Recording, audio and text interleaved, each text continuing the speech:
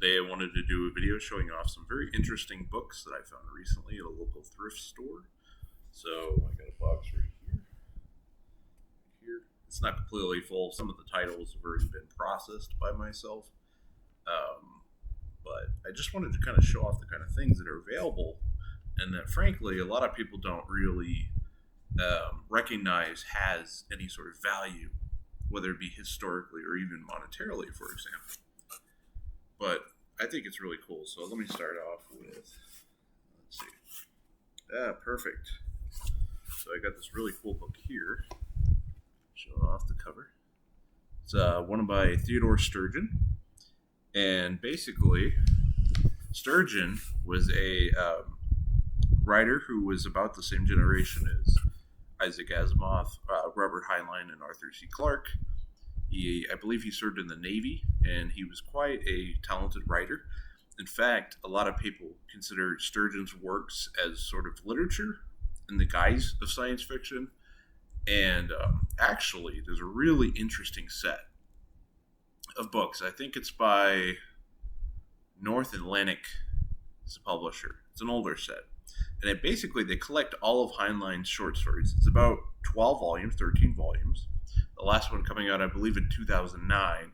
So Sturgeon is definitely a very interesting author to look into, especially if you like more of the hard science fiction, in contrast to soft science fiction, which was popular after more, I guess you could say, the late 50s, but more specifically the 60s with authors like Ursula Le Guin or others. So, prior to the 1960s, most of the science fiction was going to be more hard science fiction, more engineering, more science. But as you progress, you get more fantasy. And fantasy, frankly, has taken over the genre of science fiction in general. There's exceptions to this, but for the most part, it's not about the science as much. It's more about the fantasy. So I don't want to make broad generalizations, but it's kind of a more educational video. So anyway, so Sturgeon's. Okay, let's see. Here we go. Classic British science fiction author, Arthur C. Clarke. Islands in the Sky. Just a typical story about a young man who, he contests his prize. Should have been ordinary sightseeing, but he ends up getting over his head. Very interesting things. A lot of Arthur C. Clarke's books are going to be like people getting way over their head. Think of Rendezvous with Rama, the Rama series. Basically, all these sort of alien-esque, or Prometheus, that movie from 2010, I think it was about, where it was about, these civilizations that humans have no business dealing with or experience, and then they have to face the consequences of that. So, very interesting stuff. But I like the cover, pretty cool. Very basic on this one. Older book from the 60s, early 60s. Let's see. Okay. I believe this guy was...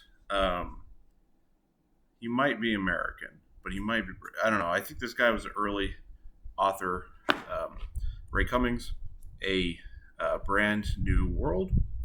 And this is kind of like dealing with basically xenomorphs coming into fruition into this. This is a classic kind of fantasy sort of cover. Something I guess you could say is like Ender's Game.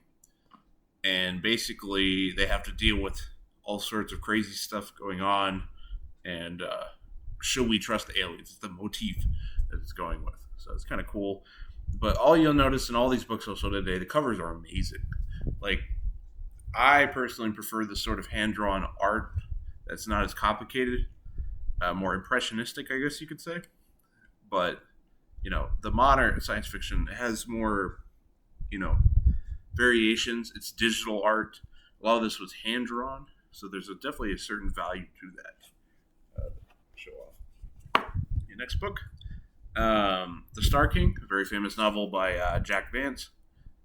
Kind of a more basic cover, because as you get closer to the 60s, you got that 50s sentimentalism sort of kind of residing there, where you don't want something real crazy, but you want something very interesting. Let's show that off.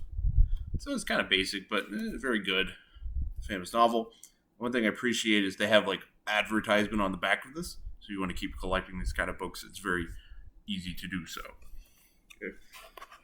Something that's cool that they should continue doing is this is an ace double, where it's one book on this side, but if you flip it over, you got another book.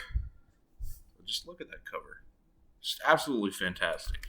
Just a different cover by these players, and just outstanding. You can definitely tell these are based off the magazines that were big at the time. The Galaxy, If, Astounding, all sorts of things. Very cool stuff. Same thing. Here's another ace double. This is Silverberg, who he's still alive. They actually have a collection of his books as well. They're red, and I believe it covers most of his short stories and maybe some of the novellas. So very interesting covers. Double-sided book. These very cool. Lee Brackett, she, I believe, did the original screenplay for Empire Strikes Back, so that's pretty cool. But she unfortunately died, I think, of cancer back in the 70s. But they still gave her credit, for writing one of the original strips of Empire Strikes Back. But she also has a lot of cool stuff, kind of like a Fritz Leiber type of person. Very interesting. Okay. This one's a mystery. I'll just skip this one. Okay. See another ace double. By Dwight Slane. This is interesting. These kind of covers of like, oh my god, the aliens are coming. Not very different from H.G. Wells' kind of a War of the Worlds type of thing. Because remember, that broadcast was so influential in how they, regulated and tried to prevent things. Like a lot of people actually believed that was real. So just outstanding kind of history there. But this cover, just amazing. So, okay. And if you see any book you like, feel free to pause. This is also a sort of I wanted to show off kind of books, and if you're interested in any of these books, I actually have a eBay page, and you can direct message me or whatever and say, hey, I'm looking for this book. So if you're looking for it, I try to take reasonable offers for things. So yeah, very cool cover, just amazing. And these books are in decent condition. There's no major staining on them. They're not very marked, which is kind of amazing considering the age and these were aimed towards younger audiences, and younger audiences' books usually don't turn out well. If you've ever seen a school textbook that's been loaned out multiple times, you'll know what I'm talking about. Just, this early 60s, 50s art, just amazing stuff. Jack Vance, another one, just really cool. Dinosaurs, if you're into more of that Jurassic Park type of thing. Michael Crichton, very cool. The back on their Vance. I did a good deal. I think I got each of these books for under $2 a pop. I think that's pretty reasonable. Frank Herbert, with a new Dune movie coming out, and the first part coming out in 2021. Just very interesting to read his other works as well. And then Brian Herbert, who recently passed away the last few years, he also wrote 2. I don't have any of his works here currently. Let's see. Another Theodore Sturgeon. What's very cool is the area I live has a lot of military, so you get these like little books sometimes with the military stamps. They were lent out. People would like get them off swap meets and different things, different accesses. It's pretty cool. Sturgeon's always an excellent choice. Read another one, Venus Plus. What would happen? Settlement on Venus. This is when we hadn't even sent a probe over to Venus yet. I think we sent one in the late 70s. So I think Venus is technically a shorter distance to Earth than Mars, but they're about roughly the same. I'm not exactly sure. But Venus, of course, with its crazy atmosphere for human life forms, is not compatible. Whereas Mars, the problem is mainly with not enough of gravity, and the atmosphere is not good to deflect radiation and things like that. But I digress. Okay, Brian Aldiss, classic author. Just cover. This kind of reminds me of that episode of Star Trek when there's a planet and it shows up only like once every 100 years, I think it was. And then it disappeared into a different dimension. And I think it was Bones in the original Star Trek who was like interested in staying. I don't remember exactly who it was from the show. It wasn't Spock. It was... Yeah, it might have been McCoy. Yeah, I don't remember, but it kind of has that vibe going on. It does have some damage to the cover. Let's see. Another Arthur C. Clarke. Just outstanding artwork. Very cool. And if you notice what they'll do on the older books like that, they had like this sort of like painting on the edges. Very interesting. They don't do that anymore, but I think it's like some sort of preservative. But and they're all different colors. Some of them are purple, some of them are orange. You know, there's probably a reason for that. I'm not exactly sure though, off the top of my head. If you know, feel free to comment in the chat. Cool artwork. Very nice. Let's see. Another Silverberg. Very nice. This is a short story collection. Very cool. Okay. Let's see.